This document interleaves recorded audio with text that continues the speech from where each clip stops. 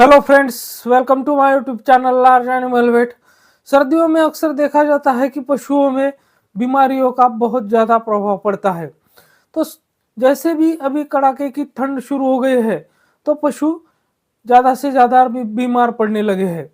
तो ऐसी सिचुएशन में जब पशु को ठंड लग जाती है, खास करके ठंड के मौसम की वजह से जब पशु बीमार पड़ता है तो उसमें क्या लक्षण हमें देखने को मिलते हैं। इसके अलावा जब पशु ठंड की वजह से बीमार पड़ते हैं तो उनका मिल्क प्रोडक्शन कम हो जाता है, क्योंकि बीमार होने के कारण पशुओं का खाना पीना कम हो जाता है। और जैसे ही पशुओं का खाना पीना कम हो जाता है तो पशुओं का मिल्क प्रोडक्शन जो है तो उसमें भी हमें भारी गिरावट देखने को मिलती है। तो आज हम इसी टॉपिक पर बात करेंगे कि सर्दियों में पशु बीमार पड़ते हैं तो उसके क्या कारण होते हैं, तो हमें क्या सावधानियां बरतनी है ताकि पशु बीमार तो ना ही पड़े, इसके अलावा उसका जो मिल्क प्रोडक्शन है वो बना रहे, यानी कि बिल्कुल भी मिल्क प्रोडक्शन में कमी नहीं आनी चाहिए। तो इस टॉपिक पर आज हम बात करेंगे, लेकिन उससे पहले अगर आप मेरे चैनल से नए जुड़े हैं या अभी तक आपने मेरा चैनल सब्सक्राइब नहीं किया है तो प्लीज़ मेरे चैनल को लाइक, शेयर और सब्सक्राइब करें। साथ में बेल वाला आइकन दबाकर ऑल वाला ऑप्शन भी चुनें ताकि भविष्य में आने वाली हर वीडियो की नोटिफिकेशन सबसे पहले आपको मिलती रहे।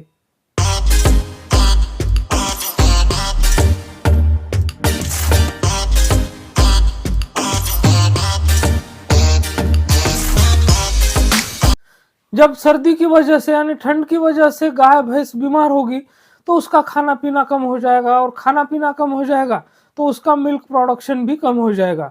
तो इसीलिए सबसे पहले हमें जो बात पर ध्यान देना है वो बात यह है कि हमारा पशु ठंड की वजह से बीमार ना हो, और इसलिए हमें क्या करना होगा ताकि उसका मिल्क प्रोडक्शन बना रहे, यानी कि मिल्क प्रोडक्शन में गिरावट ना आए।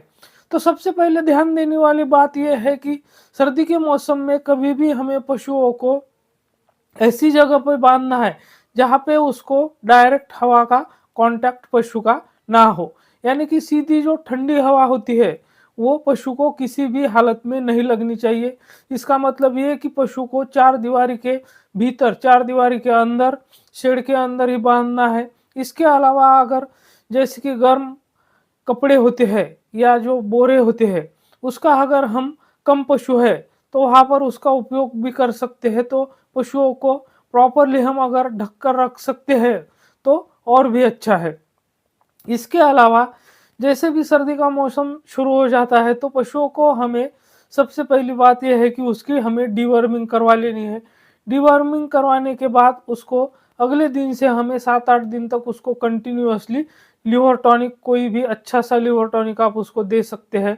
इसके अलावा इसका जो डाइट होता है पशु का उस पर बहुत ज़्यादा ध्यान देने की ज़रूरत होती है ताकि उसकी इम्यूनिटी भी बनी रहे, और इम्यूनिटी अगर पशु की बनी रहेगी तो पशु बीमार नहीं पड़ेंगे। तो उसके लिए हमें क्या करना है, तो ठंडी के मौसम में पशुओं को हम जैसे कि सरसों की खली होती है तो उसको हम खिला सकते हैं, या उसकी जगह सरसों का जो तेल होता है तो उसको भी हम पिला सकते हैं। इसके अलावा हम अगर गेहूं जो होता है उसका दाना मिश्रण बनाकर अगर हम पशु को देते हैं, अगर पका कर देते हैं तो उसमें थोड़ा सा गुड़ और हल्दी अगर हम डालकर उस पशु को खिलाते हैं तो उसकी एनर्जी भी बनी रहेगी और उसकी इम्यूनिटी भी बनी रहेगी। इसके अलावा हम उसको जो चारा देते हैं तो वो हरा चारा और सूखा चारा आधा आधा हमें उसको देना है। कंप्लीटली कभी भी हरा चारा नहीं देना है या फिर कंप्लीटली पूरी तरह से उसको सूखा चारा भी नहीं देना है, तो दोनों का मिक्सअप करके हमें उसको खिलाना है। इसके अलावा जो रात को हम पानी स्टोर करके रखते हैं, जो टंकियों में पानी हम स्टोर करके रखते हैं, तो वो पानी रात भर की ठंड की वजह से बहुत ज़्यादा ठंडा आ जाता है, तो उस पानी को भी हमें सुबह पशुओं को नहीं पिलाना है। अगर हम बोर का पानी, जो हमारे खेत में बोरवेल होता है या कुआं होता है, तो उसका पानी अगर हम पिला सकते हैं पशुओं को तो वो बेहतरीन रहेगा, क्योंकि उसकी वजह से पशु को आराम मिलेगा, पशु को ठंड नहीं लगेगी। तो ये अगर बातें, हम इन बातों का ध्यान देते हैं तो हमारे पशु कम से कम बीमार पड़ेंगे। और अगर ठंड की वजह से जब पशु बीमार पड़ता है तो उसमें हमें क्या लक्षण देखने को मिलते हैं, तो वहाँ पर हमें पशु के आँख से पानी बहने लगता है, पशुओं की नाक से पानी बहने लगता है।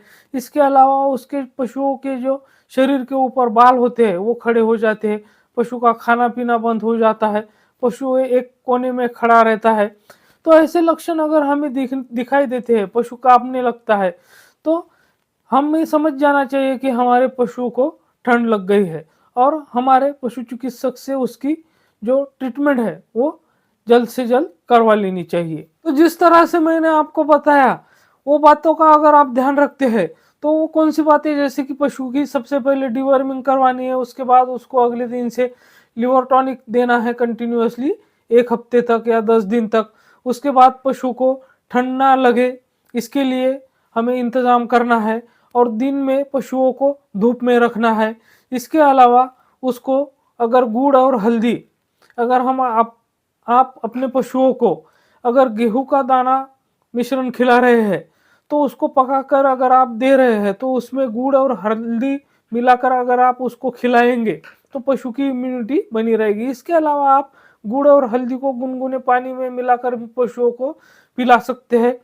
तो ये बातें, इसके साथ-साथ जो सरसों की खली होती है, वो पशु को आप खिलाना शुरू कर दीजिए या फिर सरसों का जो तेल होता है, वो पिलाना शुरू कर दीजिए।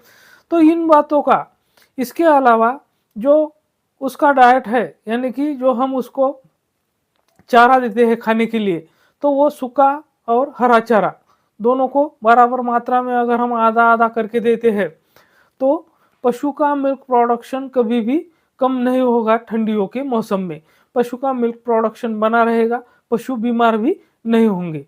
तो इस तरह से अगर हम मैनेज करते हैं, तो सब कुछ बराबर रहेगा, हमारे पशु बीमार नहीं होंगे और उसका मिल्क प्रोडक्शन भी बना रहेगा। तो मेरे साथ बने रहने के लिए आपका बहुत-बहुत धन्यवाद।